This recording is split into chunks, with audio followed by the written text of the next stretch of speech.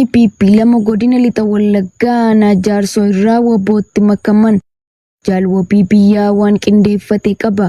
Milishoonni PP lama godina lixa Wallaggaa aanaa Jaarsoo keessaa ba'uun ebila 12/2026 qawwee AK lama gumbii lamaa fi rasaasa 60 fudhachuun waraana bilisummaa Oromootti erga kennachuu ajajaan waraana bilisummaa Oromoo Onichaa Arraata Biyyoolessa Oromiyaaf ifoomsee jira. Milishoonni PP waraana bilisummaa Oromootti harka kennatan kunneen fedhiin osoo hin taane dirqamaan afaan qawwee murna bilisiginnaan ukkaanfamuun kan leenjifaman yoo ta'u gochaa murni badii bilisiginnaa uummata nagaarratti raawwatu balaaleffachuun jibbanii mooraa PP ganuun gara obbolaa isaanii waraana bilisummaa Oromootti akka makaman dubbatu. Milishoonni PP duraanii kunis jaalala waraana bilisummaa Oromoo itti agarsiisuun simatee akkaan itti gammaduun gara fuulduraattis qawwee mooraa diinaa keessaa fidanii dhufaniin murna bilisiginnaa loluuf kutannoo fi fedhii akka qaban yaada isaanii ibsaniiru. Namoota akkuma isaanii afaan qawween ukkaanfamanii dirqamaan sirna abbaa irreef ergamaa jiraniinis meeshaa fi hidhannoo keessan fudhachuun gara waraana bilisummaa Oromootti makamuun qabsoo bilisummaa Oromootti akka hirmaatan jechuun dhaamsa isaanii karaa Arraata Biyyoolessa Oromiyaa dabarfatanii jiru. Godina Matakkal aanaa Wanbaraa keessatti hidhattoonni bilxiginnaa hawaasa nagaa tokko rasaasaan ajjeesuun dhaga'ame. Jaal Utubaa qabsoo dabalata qaba. Godina Matakkal aanaa Wanbaraa ganda Gomboobduu jedhamu keessatti ebila 11/2026 waraanni faashistii PP nama maqaan isaa Kalkaa'ee Bajeenaa Faaroo jedhamu akkuma bartee isaanii maqaa hidhata WBO qabda jedhu itti maxxansuun rasaasaan ajjeesanii deemuu maddeen keenya bakkichaa ONM itti himan. Akka maddeen keenya bakkichaa ONM itti himanitti obbo Kalkaa'ee Bajeenaa qonnaan bulaa abbaa maatii fi ijoollee isaanii guddifachuuf tattaafatan akka ta'anii fi hawaasa naannichaa biratti kabajaa fi jaalala guddaa akka qaban dubbataniiru. Akkasumas nama tuttuqqaa siyaasaa kamirraa bilisa kan ta'an yoo ta'u dabaan sababa oromummaa isaanii qofaan yakkamanii akka ajjeefaman nuuf ibsaniiru. Gara jabeeyyiin waraana bilxiginnaa gidduu kanas aanaa Liiban Cuqqaallaa keessatti meeshaa waraanaa baranee diroonii fayyadamuun barattoota dabalatee ilmaan Oromoo baay'inni isaanii 20 ol ta'an haala suukkanneessaan jumulaan ajjeesuun namoota hedduu miidhaa qaamaa irraan ga'uu fi qabeenya uummatichaa hedduus gubanii barbadeessuun ni yaadatama. Aanaa Mana Sibuu keessatti milishoonni bilxiginnaa walii isaaniin wal rukutanii wal ajjeesuu fi wal madeessuun dhaga'ame. Jaalfalmataa Lammii waan qindeeffate qaba. Godina lixa Wallaggaa aanaa Mana Sibuu ganda Caalaa Daabus jedhamu keessatti gaafa ebila 11/2026 milishoonni bilxiginnaa wal dhabdee isaan gidduutti ka'een walii isaanii irratti dhukaasa banuun wal ajjeesuu fi wal madeessuu maddeen Arraata Biyyoolessa Oromiyaatti himan. Walitti bu'insa kanaanis namni 2 yoo du'u namni tokko immoo rasaasaan dhahamee madaa'uun ibsameera. Milishoota PP walii isaaniin wal ajjeesan namoota maqaan isaanii Sanbatoo fi Halkanoo jedhaman yoo ta'u milishaan maqaan isaa adda hin baane tokko immoo rasaasaan dhahamee madaa'uun yaalamaa jiraachuu maddeen keenya Oromiyaa Naashinaal Miidiyaa feeraniiru. Jaleewwan bilxiginnaa walii isaaniif illee kabaja dhabuun rakkoo gidduu isaaniitti uumamu mariin furuu dadhabanii gochoota gara jabinaa walirratti fudhachuu cimsanii itti fufanii jiru. Godina Booranaa aanaa Yaaballoo keessatti ergamtoonni maafiyaa PP maqaa investimentiitiin lafa hawaasaa saamaa jiraachuun himame. Jaalaqaafan Fayyeeraa dabalata qaba. Sababoota sobaa garaagaraa daannoo taasifachuun murni qaanii tokko malee beenya uummataa saamuu maleeffatan gara jabeeyyiin ergamtoota bilchiginnaa duula gama maraan saba Oromoo irratti geggeessaa jiran daran ammeessanii jiraachuu gabaasa Oromiyaa Naashinaal Miidiyaa guyyaa guyyaan dhiyeessarraa hubachuun kan danda'amudha. Haaluma kanaanis torban darbeerraa eegaluun lukkeeleen bilchiginnaa godina Booranaa aanaa Yaaballoo ganda Addiin jedhamu keessatti investimentiitiin qonnaan bultoota lafa isaanii saamuun qabeenya isaanii irraa ari'aa turuu maddeen Arraata Biyyoolessa Oromiyaatti himaniiru. Jaleewwan sirnichaa maqaa haroo bishaanii kuusnee investimentii irratti hojjennaa jedhuun lafa qonnaan bultoota kaasaa tokko malee saamaa turuu kan himan maddeen jiraattota gandichaa kanneen ta'an barsiisaa tokko dabalatee qonnaan bultoota 2 kanneen sababa nageenyaa isaaniif jecha maqaan isaanii akka hin waamamne barbaadanirraa dirqamaan lafa isaanii saamanii jiraachuu maddeen ifoomsaniiru. Akka maddeen himanitti wayita qonnaan bultoonni kunniin lafa keenya irraa maaliif nu ariitu jedhanii gaafatanitti lafti kan keessan osoo hin taane kan mootummaati ittiin jechuun afaan faajjessanii akkuma isaanii dirqamaan saaman jechuun dubbatu. Kana malees jalqaba akka jedhanitti bakka biroo irraa lafa isiniif kenninaa jedhanii qonnaan bultoota kanneen gowwoomsaa turuu kan himan maddeen garuu haga ammaatti lafti kennameef tokkollee akka hin jirre dabalataan arraata biyyoolessa Oromiyaatti himaniiru. Sababa kanarraan kan ka'e yeroo ammaa namoonni qe'ee fi qabeenyaa isaanii saamaman kunniin bakka jiraatan dhabanii maatii isaanii waliin rakkoo hamaa keessa jiraachuu Oromiyaa Naashinaal Miidiyaa odeeffatee jira. Michoonni neetoo gura Tiraamp daandii Hormuz irra kaa'e irratti hirmaachuu didan jaalboree addunyaa waan qindeeffate qaba. Michoonni Ameerikaa neetoo karoora pirezidaantii Doonaald Tiraamp daandii galaanaa Hormuz ugguruuf qaban keessatti akka hin hirmaanne wiixata kaleessaa ibsuun gamtaa dadhaboo ta'ee dhufe kana keessatti waldhabdee daran cibsee jira. Tiraamp mariin dhuma torbee Iraan waliin waldhabdee torban jaaf xumuruuf waliigaltee irra ga'uu dhabuun isaa waraanni Ameerikaa biyyoota biroo waliin ta'uun sochii galaanaa hunda karaa bishaanii kana ugguruuf akka hojjetu dubbatanii jiru. Boodarra waraanni Ameerikaa uggurri kun kaleessa sa'aatii 14 GMT irratti jalqabuuf ture kan dooniiwwan gara buufata doonii Iraan deeman yookiis irraa dhufan qofa akka ilaallatu ibsee jira. Uggurri kun yeroo gabaabaa keessatti ni jalqaba. Biyyoonni biroo uggura kana keessatti hirmaatu jechuun Tiraamp dilbata darbee barreeffama turuu sooshaal irratti barreessaniin dubbatan. Garuu Biriiteenii fi Faransaay dabalatee biyyoonni neetoo uggura kana keessatti hirmaachuudhaan gara waldhabdee kanaatti akka hin harkifanne ibsuun kana amannaa daandii bishaanii yeroo baay'ee boba'aan addunyaa harka 5 keessa tokko keessa darbu banuun murteessaadha jedhan. Iraan erga waldhabdee guraandhala 28 jalqabee daandii bu'aa qabeessa ta'e kana cufte. Hirmaachuu diduun isaanii qabxii waldhabdee biraa Tiraamp waliin qaban yoo ta'u biyyoonni xiyyaaronni waraanaa Ameerikaa naannoo qilleensaa isaanii akka hin fayyadamne dhorkuudhaan duula Ameerikaan Iraan irratti geggeessaa jirtu deeggaruun mormuun loltoota Ameerikaa tokko Awurooppaa irraa harkisuun kan doorsan yoo ta'u loltoota Ameerikaa tokko Awurooppaa irraa harkisuu madaalaa jiru. Barreessaan olaanaa neetoo Maark Ruut mootummoota Awurooppaatti akka himanitti Tiraamp yeroo dhiyootti waadaa qabatamaa daandii Hormuz eeguuf gargaaruuf akka barbaadan dippiloomaatonni torban darbe Rooyitersiif himanii jiru. Neetoon miseensonni isaa 32 ergama ijaaruu irratti waliigaluu yoo danda'an rakkoo kana keessatti gahee qabaachuu danda'a jedhan Rooten eebila 9. Boosat keessatti hidhattoonni murna bilxiginnaa dargaggeessa tokko qabeenyuma isaa irratti ajjeesan. Yaadannoo Oromiyaa waan qindeeffate qaba.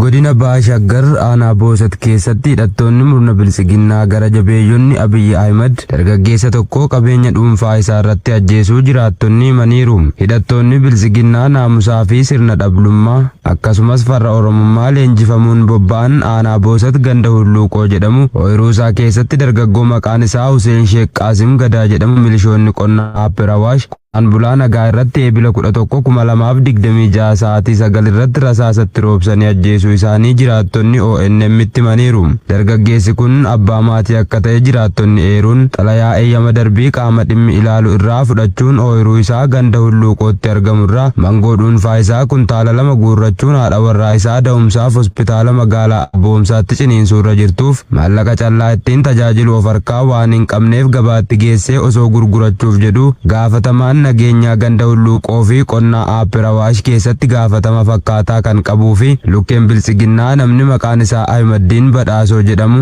nama kana hordofee milishoonni qonnaa Aappiraawaash akka adamsan taasisuun badii tokko malee miira gara jabummaan guutameen rasaasa itti roobsuun erga ajjeesanii booda reeffa isaa magaalaa Booleetti gatuu isaanii keessa beektonni foomsaniiru.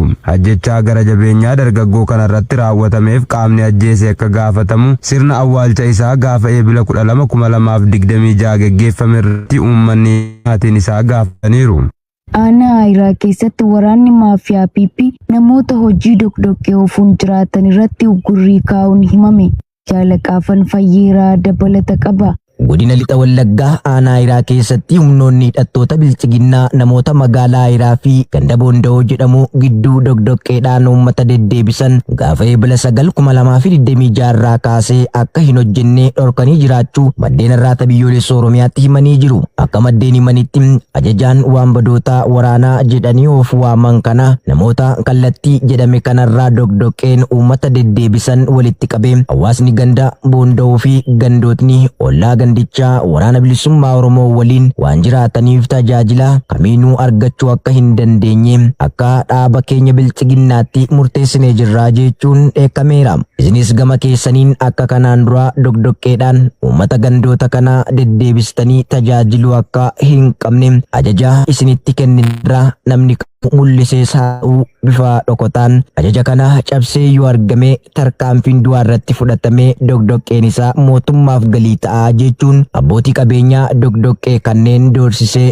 jiruu isaanii irraa ugguruu jiraattonni itti dabaluun Oromiyaa Naashinaal Miidiyaaf heeranii jiru. Akka jiraattonni Oromiyaa Naashinaal Miidiyaa dubbise tokko himanitti namootni gocha hammeenyummaa shiftoota maafiyaa kanaan hojii isaanii kanarraa dhorkamanii jiran kanaan duras jiruu kana hojjetanii ofii fi maatii isaanii jiraachisuu akkasumas mala qusannaa aadaa kan hawaasni naannoo torbaniin qarshii walitti fidee carraadhaan waliif kennu keessatti hirmaachuun hojii deddeebisaa dogdoqqee kana hojjetanii kaffalaa turan yeroo ammaa kana garuu uggura irraa ka'ameen sodaa lubbuu isaaniif jecha hojicha waan dhaabaniif qusannaa kana keessatti waan kaffalan dhabanii rakkoo dinagdee hamaaf saaxilamanii jiraachuu dubbatu.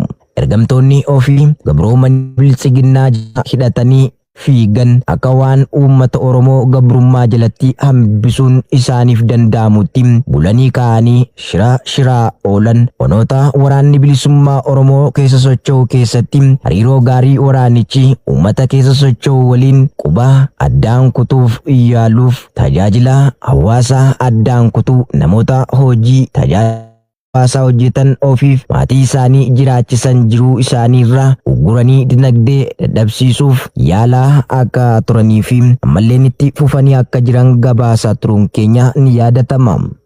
Aanaa Cinaaksanitti jaleewwan biltiginnaa maqaa ijaarsa buufata fayyaa jedhuun hojjettoota irraa miindaa kutan jaalmurtii haqaa waan qindeeffate qaba. Godina Harargee Bahaa Aanaa Cinaaksam gandoota adda addaa irraa hojjettoota mootummaa kanneen hojii adda addaa irratti bobba'anii jiran lukkeeleen bilchiginnaa maallaqa ijaarsa buufata fayyaa jechuun miindaa isaanii irraa kutuu madda irraata biyyoolessa Oromiyaatti himan. Barsiisota, ogeessota qonnaa, ogeessota fayyaa fi waajjiraalee adda addaa irraa miindaa jaafurii fedhii isaanii malee humna irraa kutuu otonni aanichaa namni dubbise ifoomsaniiru. Wayita qaala'insi jireenyaa yaaddoo hamaa ta'e keessatti ergamtoonni bilchiginnaa osoo bu'uuraalee misoomaa ofiin hojjechuu qabanii baajata buufata fayyaaf qabame gara waraanaatti naannessuun rakkoo hamaaf saaxilaniiru. Mootummaan garboonfataa impaaritti maqaa adda addaa da'oo taasifachuudhaan maallaqa yeroo yerootti hawaasaa fi hojjetoota isaa irraa kan guuru isa kaan dantaa dhuunfaa isaatti deebisuun hojii qulqullina hin qabne ijaaruun rakkoo siyaas-dinagdee fi hawaasummaa fidaa jira.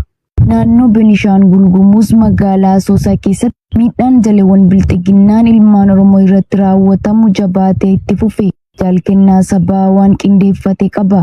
Naannoo Beenishaangul Gumuz bulchiinsa magaalaa Asoosaa keessatti ilmaan Oromoo hedduun sarbama mirga namoomaa adda addaa argaa jiraachuu maddeen har'aata biyyoolessaa humnoonni shiftaa bilchiginnaa guyyaa naannoo sa'aatii 9tti buufata waraanaa keessa hidhannoo guutuun magaalicha keessatti bobbaafamanii addatti ilmaan Oromoo adamsanii ukkaamsuun hidhatti darbachuu fi leenjii waraanatti guuraa jiraachuu itti dabaluun ifoomeera. Addatti dhiibban sanyummaa wal qabatu hedduu ta'uu kan himan jiraattonni magaalichaa mana hidhaa magaalichaa keessatti baay'inaan kan argaman Oromoo ta'uun kutaa tokko keessa hanga namoota 94 ta'an walirra ciciisaa jiraachuun barameera.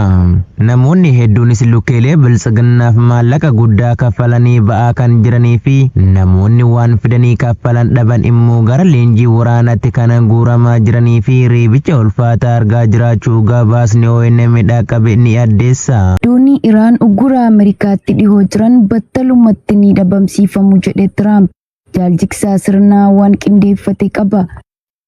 Doonii Iraan Ameerikaan buufata doonii Iraan ugguruutti dhiyaatu kamiyyuu hatattamaan ni dhabamsiifamu jechuun pirezidaantiin Ameerikaa Doonaald Tiraamp dubbatanii jiru. Humni galaanaa Iraan galaana jala ciisee jira guutummaatti dhabamsiifameera. Dooniiwwan 158 wanti nuti hirru kunni lakkoofsa isaanii isa xiqqaa waan isaan doonii aleellaa saffisaa jedhanii waamanidha. Sababiin isaas balaa guddaa akka ta'an ittiin ilaalle jechuun Tiraamp kaleessa waltajjii miidiyaa hawaasaa isaanii Tiruu Sooshaal irratti barreessanii jiru. Akeekkachiisa doonii kana keessa tokko uggura keenyatti bakka kamittiyyuu yoo dhiyaate sirna ajjechaa nuti daldaltoota qoricha sammuu namaa adoochuu bidiruu galaanaarra jiran irratti fayyadamuun battalumatti ni dhabamsiifamu. Akeekkachiisni isaa kun kan kenname erga ajanni giddugaleessaa Ameerikaa yookaan seentikoom tiraafika galaana buufata doonii Iraan seenuu fi bahuu hunda uggura hojiirra oolchuu jalqabee booda. Hojii waraana bahaa giddugaleessaa fi bakka birootti itti gaafatamummaa kan qabu seentikoom dilbata darbe akka jedhetti uggurri kun doonii mootummoota hunda buufata doonii Iraan galoo galaanaa fi galoo galaana Oomaan seenan yookaan bahan irratti loogii tokko malee kan raawwatu ta'a. Humnoonni seentikoom dooniiwwan daandii Hormuz gara buufata doonii Iraan ala ta'anii fi deebi'anii bilisummaa doonii hin gufachiisan jedhee jira. Beeksisni kun kan ba'ee marii kallattiin Ameerikaa fi